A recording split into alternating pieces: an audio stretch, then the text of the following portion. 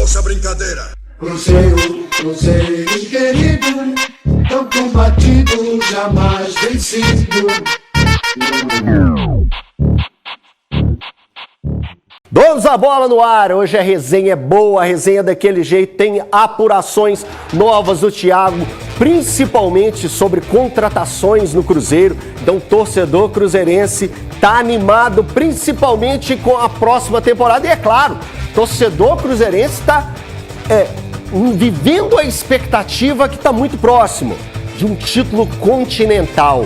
E é claro que a gente foi para as ruas, não para discutir essa questão do título continental que pode vir com a Sul-Americana, mas com a chegada de um cara que pode dar muito trabalho aí. Vamos para a rua repercutir como que vai ser a chegada de Gabigol no Cruzeiro. O torcedor do Cruzeiro já tá animado. Com certeza, velho. Tomara que venha. O time não faz gol, ele faz. A gente tá precisando do cara que faz gol igual ele. Boa, ainda mais que tá fazendo tudo contra o Galo. E o outro lado da lagoa não quer ver ele mais nem pintado de ouro. O Gabigol é um zero à esquerda. Vou falar mal dele não, porque é um bom jogador e tudo, mas é um zero à esquerda. Vai afundar o Cruzeiro. Vai afundar. Joga nada. Só joga no Flamengo. Só joga no Rio. Ame ou odeie, não se fala de outra coisa em BH. Após a conquista da Copa do Brasil, Gabigol, que tem contrato com o Flamengo até o fim da temporada, abriu o coração. Todo mundo sabe o que aconteceu há 1 ano e meio atrás. Apertaram a mão da minha família e depois não aconteceu. Falei com o Marcos Braz durante esse tempo todo, com a diretoria, que eu abriria a mão para poder ficar mais 2, 3 anos. Também não houve nenhuma proposta, então creio eu que é o momento de eu sair. Se tem uma pessoa que queria ele aqui desde sempre, fui eu, porque ninguém queria. Estou falando de 19. O jogador entendeu que o Cruzeiro seria um bom clube, um grande clube para ele, que tenha bastante sorte e Deus acompanhe ele. As conversas entre Gabigol e Cruzeiro estão bem adiantadas e há sim um otimismo envolvendo a negociação. No entanto, até o momento, somente Marcos Braz veio a público para cravar o jogador no time celeste. A palavra tem sim muito poder no futebol, mas o que vale muito mais é a assinatura do contrato. Não precisa ir longe para ver casos de negociações que deram errado.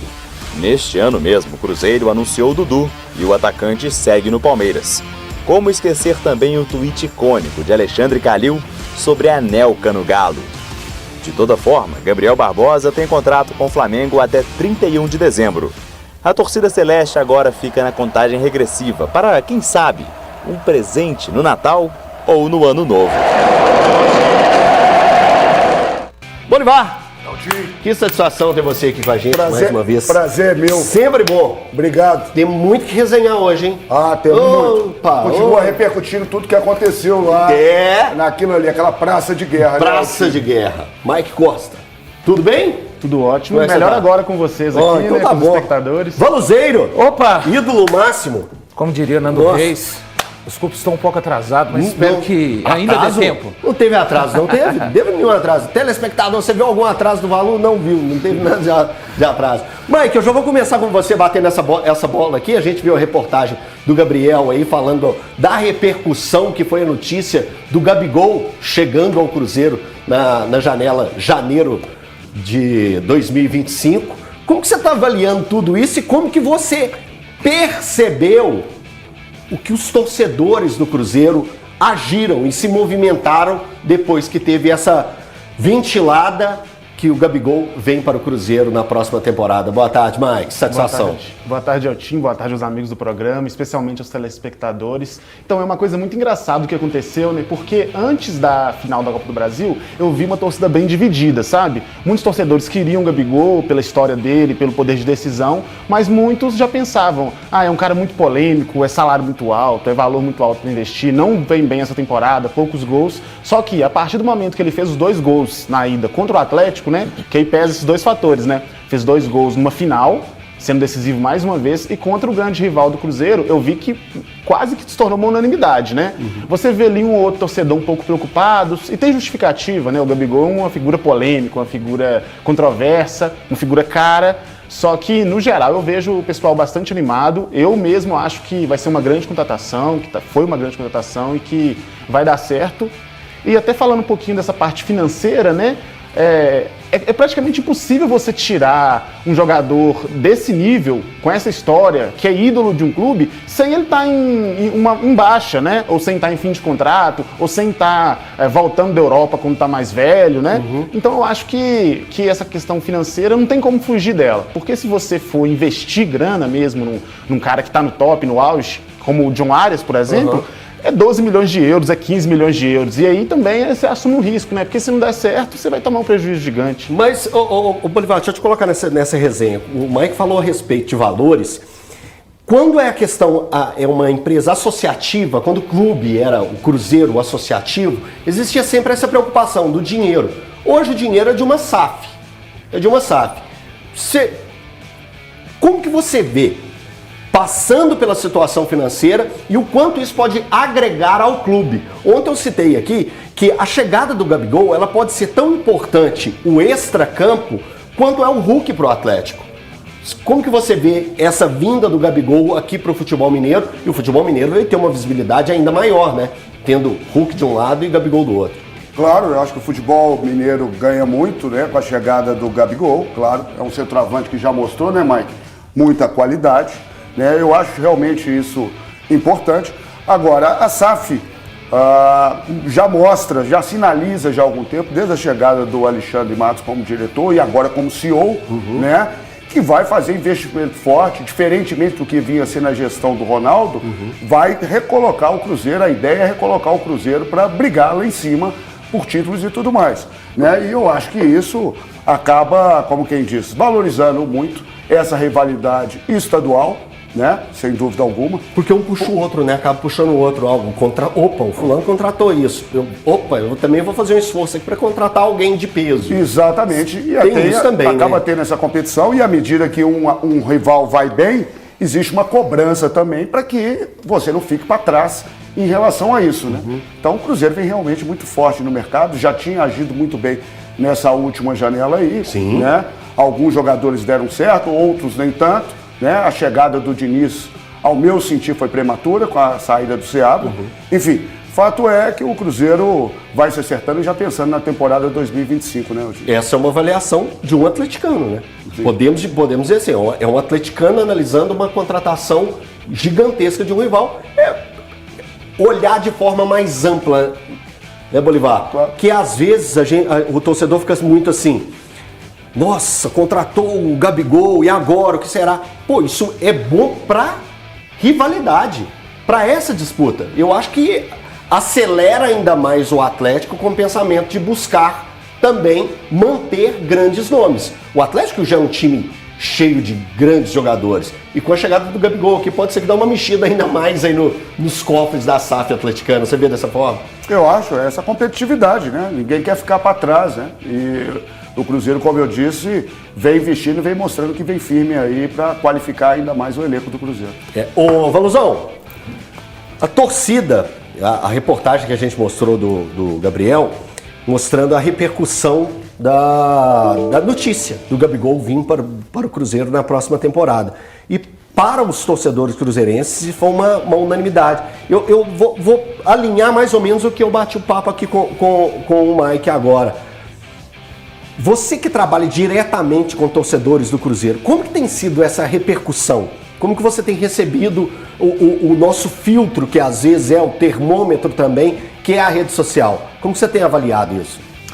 Lembrando só, boa tarde mais uma vez, é sempre bom, com todo o cuidado e respeito até pelos colegas que já noticiaram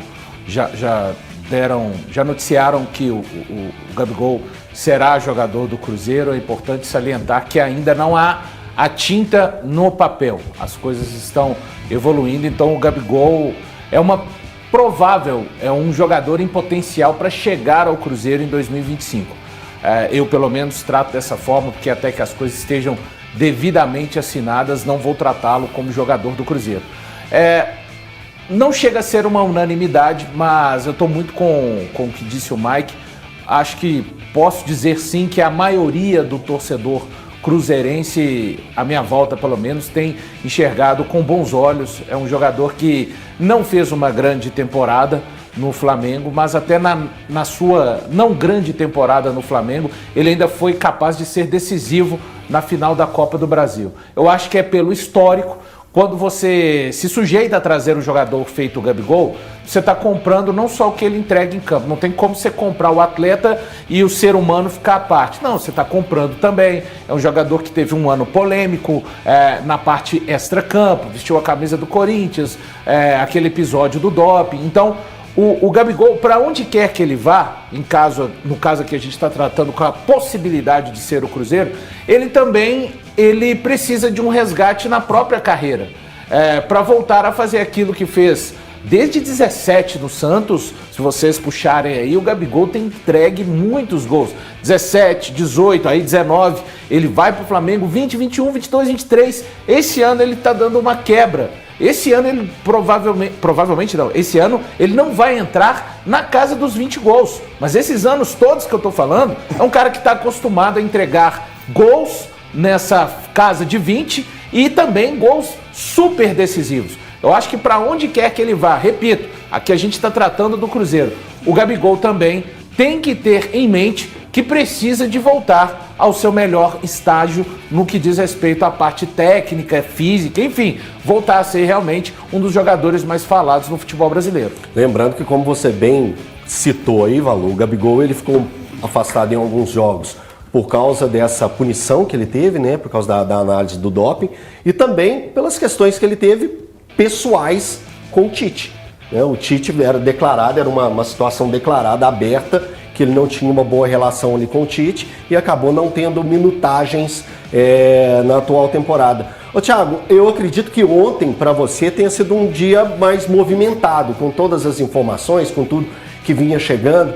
Tem algo novo nessa situação, nas conversas? Como que você tem analisado e apurado não só a questão do Gabigol, mas a possibilidade também do Arias? Teve mais alguma faísquinha nessa história? O que você pode passar pra gente? Eu não lembro o que eu falei aqui ontem, eu não lembro nem o que eu comi hoje de manhã. Eu tenho uma péssima memória às vezes, mas... Não, mas pode atualizar, Lucas Silva, não é isso? Isso, vamos ouvir essa sonora aí, por favor? Do Diniz falando a respeito do Lucas Silva, por favor, coloca aí pra gente. Lucas Romero e o Lucas Silva fizeram uma dupla interessante. Assim, o que a gente não pode porque hoje o jogo fluiu por inúmeros fatores. E se ela tivesse jogado, o time também teria jogado bem, como jogou bem lá contra o Lanús, o jogo lá da Argentina. Então a gente não pode achar que tem uma coisa só que determinou a equipe jogar bem. Então eu fiquei contente com o Lucas, é um jogador que eu conheço há muito tempo, jogar contra ele várias vezes, um jogador que eu admiro, que eu gosto, e acho que ele tem as características a ver com aquilo que eu penso sobre futebol. Um jogador inteligente, que sabe, você fala uma vez e pronto, não precisa falar a segunda. Jogador diferenciado, identificado com a torcida, e eu fiquei muito contente de poder a torcida ver uma prata da casa, com tanta história no clube, jogar bem de novo com a camisa do Cruzeiro.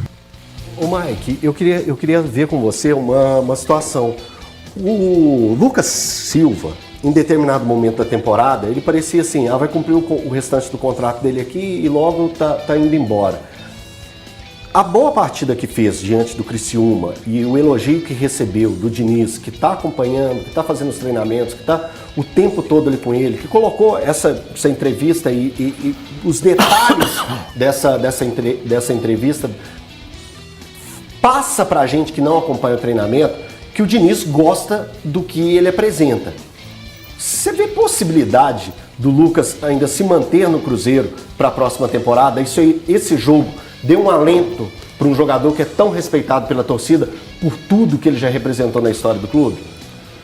Então, eu acho o Diniz um pouquinho ensaboado nas respostas às vezes, sabe? Assim, bastante ensaboado, né? Porque ele fala que gosta do Lucas Silva, elogia, rasga elogio, só que esse só foi o primeiro jogo do Lucas Silva como titular, com ele, com o time principal, né? Porque ele jogou contra o Atlético Paranaense, mas aquele time todo reserva. E antes disso, ele tinha entrado 1 minuto aí em outro jogo.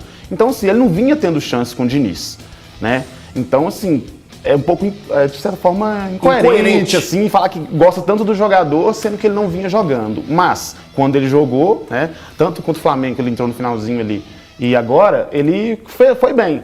Acho muito interessante um ponto que o Diniz trouxe, que não é o Lucas Silva ou a saída do Wallace que resolve se o time joga bem ou mal. Acho que seria muito fácil, né? Seria colocar o Lucas Silva ou tirar o Wallace e ia resolver os problemas. É todo um conjunto de fatores. Mas eu senti que o Lucas Silva realmente encaixou melhor nessa proposta do Cruzeiro. Porque quando o Cruzeiro estava jogando com o Wallace, eu sentia que era muito assim. O Wallace roubava umas bolas, ele rouba a bola, aí só que ele não consegue manter tanto essa posse, às vezes erra uns passes e não dá tanta dinâmica. E os outros jogadores do Cruzeiro, Matheus Pereira, Matheus Henrique, são jogadores também de assim, um viés ofensivo grande, né? Então eles pegam a bola e querem partir. E aí eu tava sentindo muito um ping-pong nos jogos do Cruzeiro, sabe? O Cruzeiro ia, aí atacava, o adversário atacava e ficava esse ping-pong. Com o Lucas Silva, eu senti que o Cruzeiro conseguiu dar uma segurada, sabe? A bola veio, ele para, respira, toca, faz um bom passe, abre o jogo. Então eu achei que estava faltando essa cadência no time do Cruzeiro. Então realmente achei interessante e é uma nova característica, né?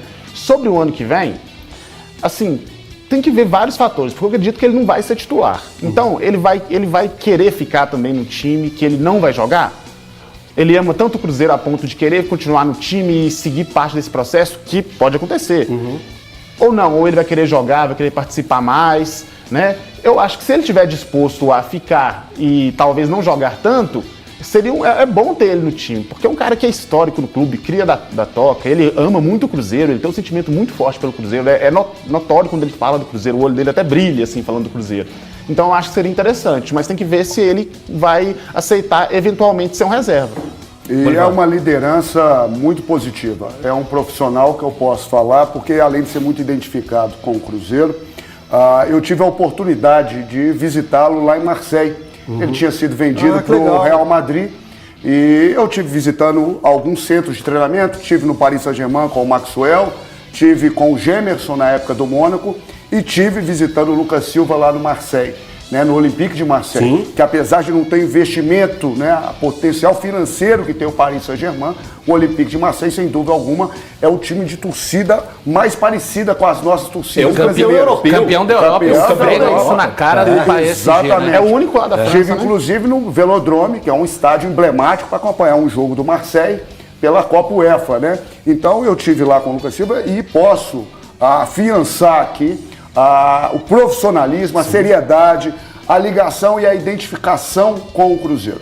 Então, eu acho que isso também tem que ser sempre levado em consideração. Ele tem uma história muito importante dentro do clube e tem um potencial, que todos sabemos, um talento também muito grande. O contrato dele termina ao fim do ano. Não, vai renovar.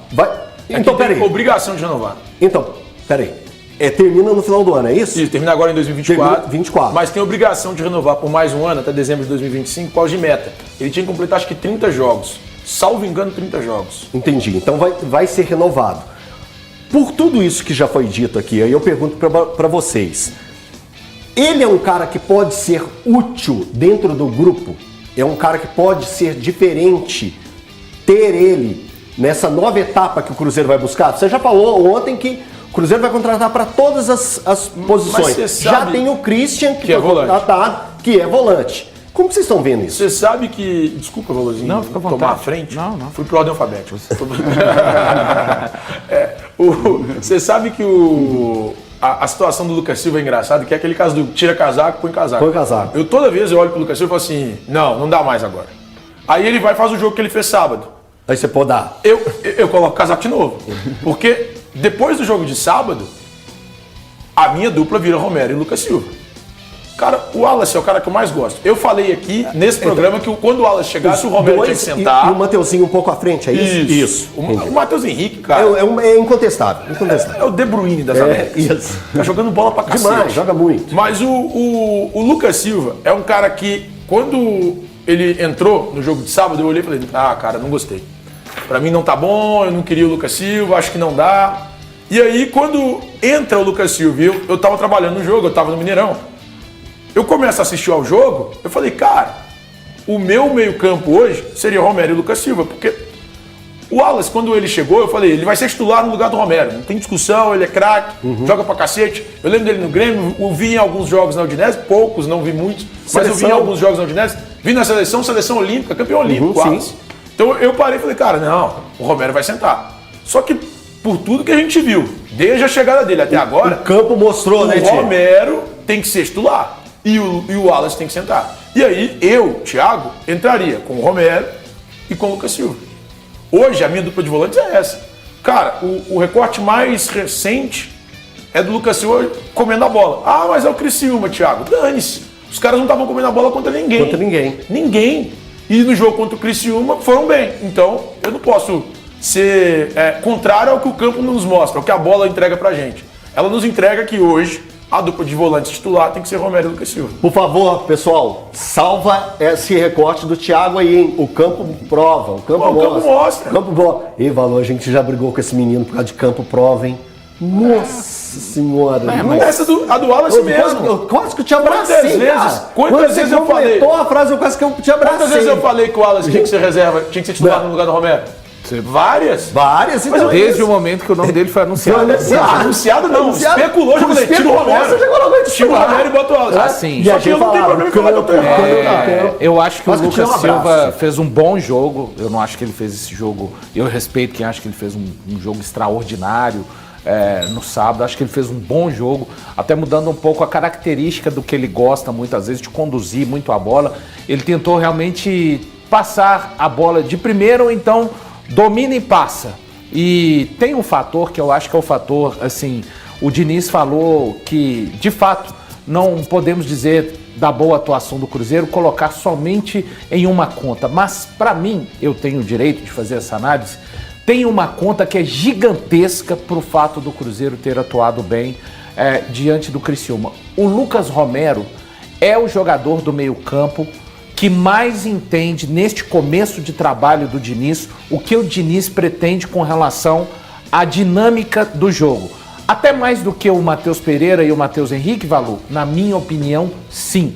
Na minha opinião, sim. E o Lucas Romero, hoje, o Wallace, hoje, repito, não quer dizer que a contratação deu errado do Wallace, o Wallace não sabe jogar futebol, não é isso. Neste momento da temporada, o Wallace não consegue fazer, na minha opinião, o que o Romero faz na construção do jogo, na participação do jogo quando o Cruzeiro está posicionado no campo de ataque, e isso acabou fazendo com que o Lucas Silva se sentisse à vontade e o Matheus Henrique trocasse muito de posição com o Matheus Pereira. Inclusive, os melhores momentos do Cruzeiro nessa temporada, treinado pelo Fernando Seabra, tinha uma formatação de meio campo muito parecida com essa atual. Então acho que hoje o Romero é indispensável jogando de primeiro volante, como jogou no sábado. Fala, Braz. Para mim não, para quem conhece um pouquinho do mercado, para mim era uma situação até plausível e normal ele ir pro Cruzeiro, porque era um clube possível.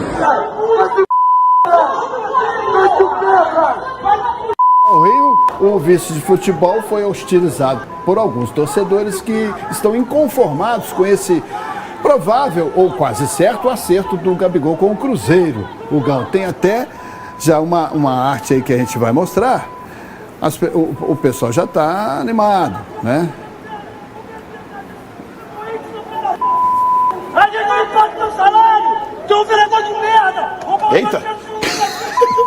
Agora a gente vê como que o torcedor acabou de ganhar o título xingando o cara todo. Pois é. Tá aí, curtiu? Curti, Leopoldo Siqueira, curti. Hoje de manhã, por exemplo, no meu treino, tinha uns cruzeirenses que falaram assim, mas você acha que ele vale esse preço todo? Eu falei, meu amigo, você pagou R$150 mil no Robertson. No Robson, máximo de respeito ao profissional.